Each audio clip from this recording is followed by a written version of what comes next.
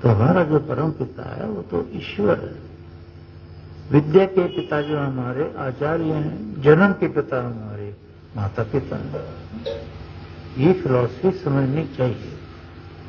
तो देखो, अब सब कह रहे हैं भगवान ये है, भगवान ये है, भगवान ये है। हम तो उस देवी को मानते हैं, उसको आप ये समझो, ये तो आदमी कह रहे हैं, बस ये समझो भगवान क्या कह रहा है कि भगवान किसे कहते हैं। भगवान क्या कह रहा है कि भगवान किसे कहते हैं। बात तो ये है, आदमी नहीं कह रहा। कोई बोल सकता कि भी आदमी क्यों नहीं कह सकता? बोलो बेटे, जोड़ना सीखो, विद्या सुन रहे हो आप, और आपको आंसर सबको होता है, तो वो लिंक नहीं कर लोगे जब अब विद्या सुननी पड़ती है। इतना टाइम आज रहा नहीं दुनिया के अंदर कि वो विद्या सुने और उसका मनन करे।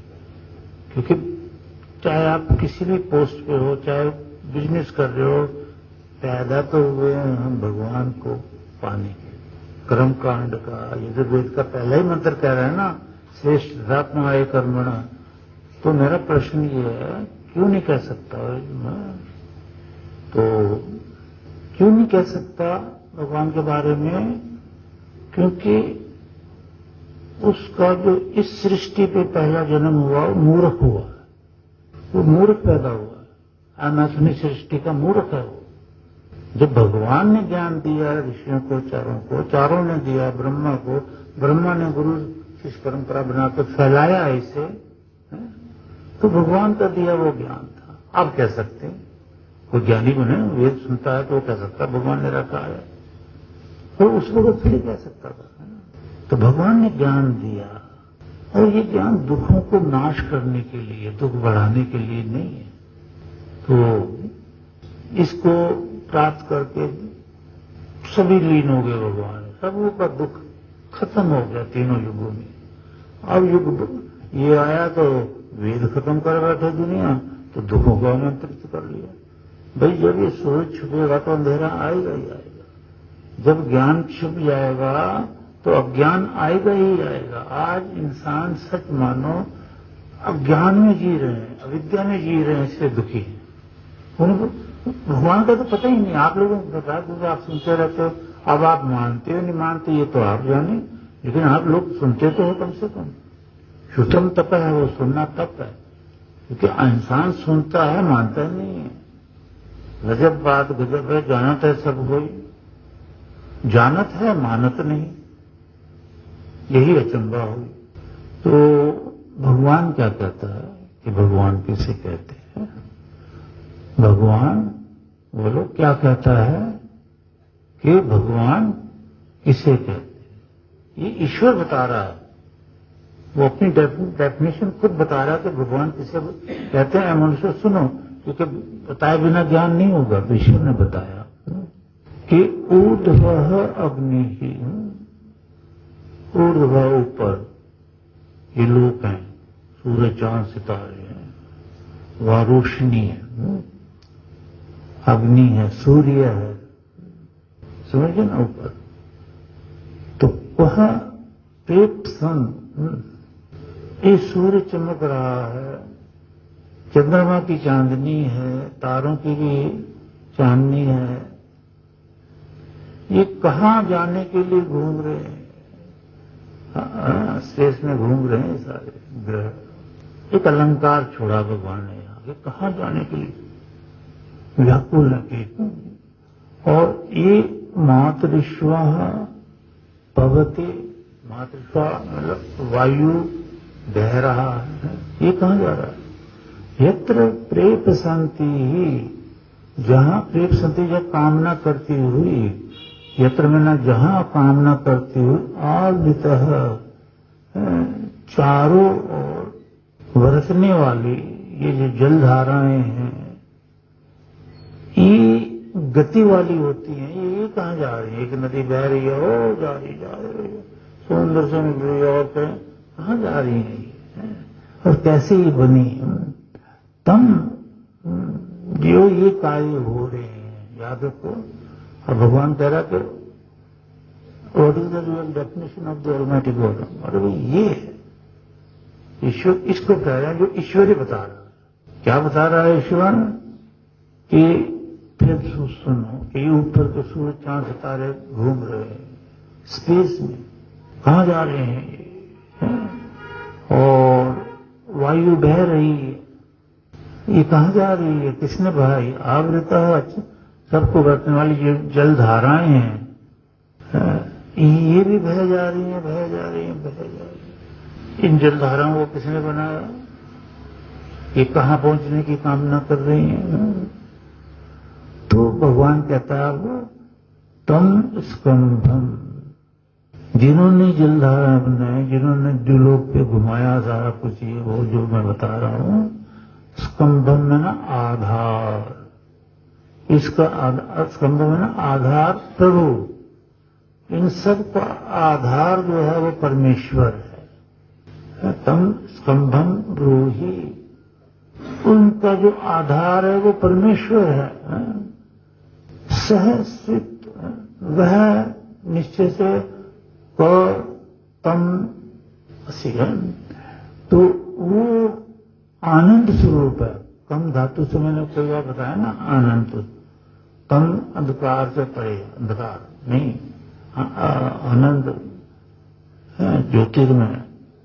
तो उसे तुम स्कंदन ब्रूहि कतमः, उसको तुम आनंद स्वरूप परमेश्वर कहो, जिसने ये सूर्य चांद सितारे घुमा के रखे हुए हैं, चमक रहे हैं, और मातृश्वा पवित्र हवा बह रही है, हवा किसने बनाई है, ये वो मतलब वो करे आंसर दे रहे हैं, उसको तुम स्कंभम ब्रूहि, आधार उसका परमेश्वर है। ये सृष्टि, ये सब कुछ उसने बनाया है। ये मैं बार बार बोल रहा हूं। तो अगर आपसे कोई पूछे कि आपका कौन सा मार्ग है, तो क्या है मार्ग? एक ही था, एक ही है, एक ही रहेगा। वेद मार्ग है, वेद मार्ग था, वेद मार्ग रहेगा।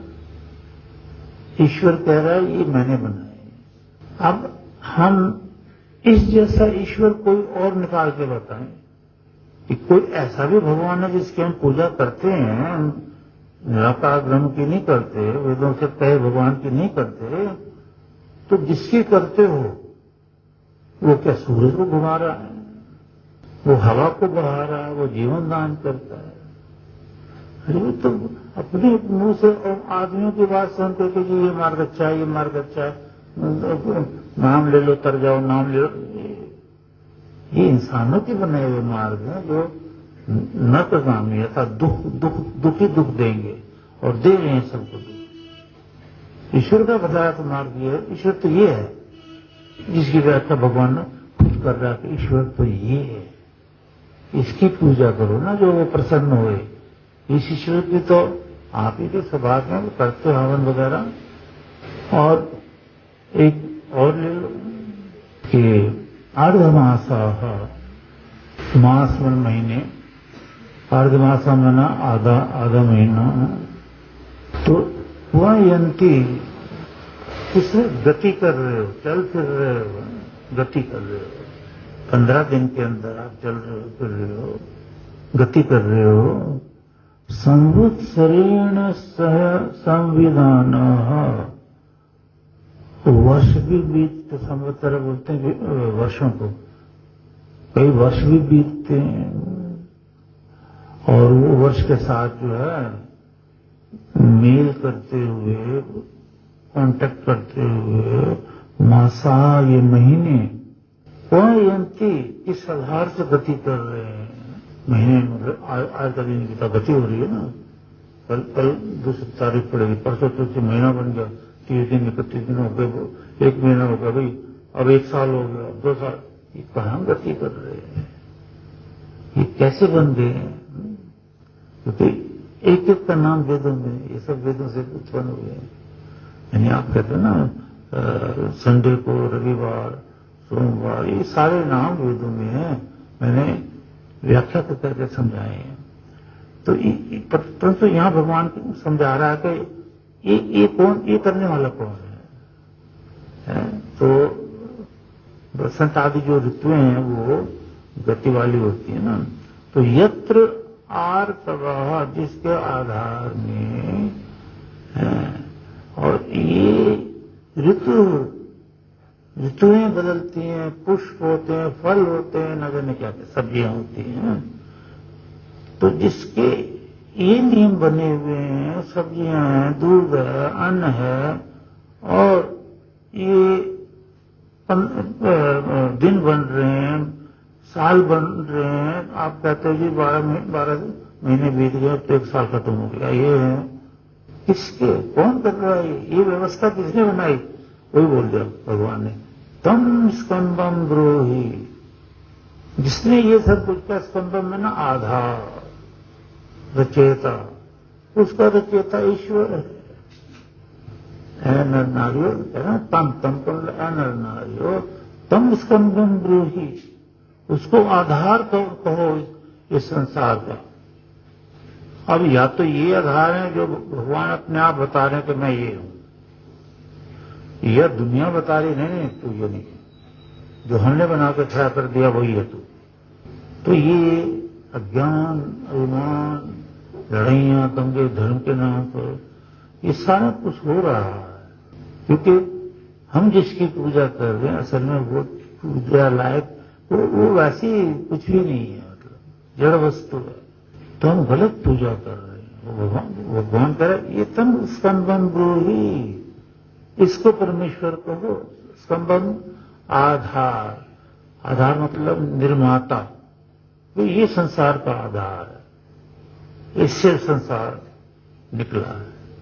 तो हम ईश्वर के तो गुण सुनते नहीं है, जो ईश्वर नहीं है उसके अवगुण सुनकर हम ईश्वर मान लेते हैं। हाँ, ये जरूर है, ऋषि मुनियों के पूजा का आज्ञा तो भगवान ने दी है कि मैं तुम्हें ज्ञान नहीं दे सकता, मैं निराकार हूं, ये ऋषि मुनियों के पास जाओ, ये तुम्हें बोलेंगे, समझाएंगे, उनको मैंने मुंह दिया हुआ है। तो आज ऋषि मुनियों के पास जाकर वेद विद्या लेने वाले, तो ये एक जगह का है, यज्ञ जो है ना ये आधार है, ये नाभि है, विश्व की नाभि। तो इधर यज्ञ की बात चल रही है, तो यज्ञ ये सब, और ईश्वर के गुणगान ये नहीं करते, जो नहीं है वो बात करते। मान लिया मैं कहूं कि भाई ये देवी, अब उसकी देवी के गुण करोगे, आप शेर पे बैठी हो, आप ये है आपका, ये है आपका, ये भाई आप तो शेर की प्रशंसा हो, भगवान तो नहीं, भगवान तो नहीं।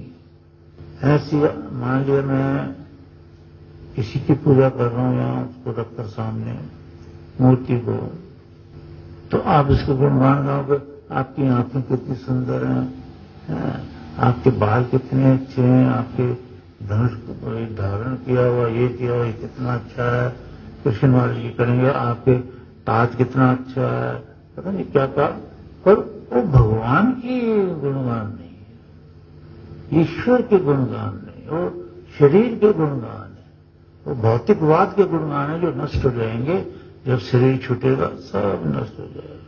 तो हम उसकी पूजा करें जिसको भगवान कह रहा है कि भगवान इसको कहते हैं। बोलो सच्चिदानंद भगवान की जय।